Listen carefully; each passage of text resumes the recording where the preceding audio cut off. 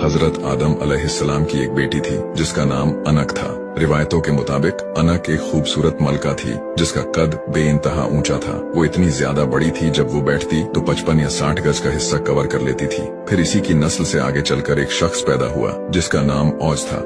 औज बिन अनक। औज एक ऊंचे कद वाला देव थे जिसका कद 70 फीट तक था। उसकी पैदाइश हजरत इदरीस अलैहिस्सलाम के जमाने से पहले हुई थी। यहाँ तक कि औज ने नूह अलैहिस्सलाम का सैलाब भी देखा था। उसके बाद औज बिन अनक ने हजरत मूसा अलैहिस्सलाम का दौर भी पाया था।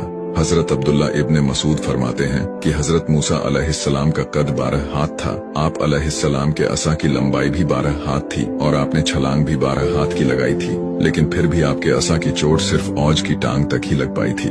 लेकिन इसी चोट की वजह से औज की मौत भी वाक़ई हो गई थी, क्योंकि यहाँ बात हजरत मूसा अलैहिस्सलाम की हो रही है, जो तमाम पैगंबरों में से बहुत ही ज्यादा गुस्से वाले पैगंबर थे, जिन्होंने एक थप्पड़ से मौत के फरिश्ते यानी हजरत इजराइल अलैहिस्सलाम की एक आंख फोड़ दी थी। हजरत आदम अलैहिस्सलाम की एक बेटी थी जिसका नाम अनक था।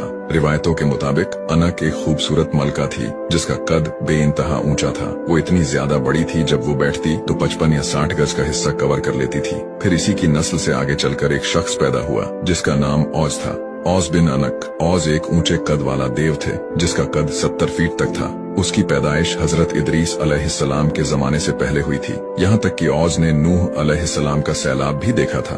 उसके बाद औज बिन अनक ने हजरत मूसा अलैहिस्सलाम का दौर भी पाया था। हजरत अब्दुल्ला इब्ने मसूद फरमाते हैं कि हजरत मूसा अलैहिस्सलाम का कद 12 हाथ था। आप अलैहिस्सलाम के असा की लंबाई भी 12 हाथ थी और आपने छलांग भी 12 हाथ की लगाई थी, लेकिन फिर भी आपके असा की चोट सिर्फ औज की टांग तक ही लग पाई थी। लेकिन इसी चोट की वजह से औज की मौत भी वाक़ई हो गई थी, क्योंकि यहाँ बात हजरत मूसा अलैहिस्सलाम की हो रही है, जो तमाम पैगंबरों में से बहुत ही ज्यादा गुस्से वाले पैगंबर थे, जिन्होंने एक थप्पड़ से मौत के फरिश्ते यानी हजरत इजराइल अलैहिस्सलाम की एक आंख फोड़ दी थी।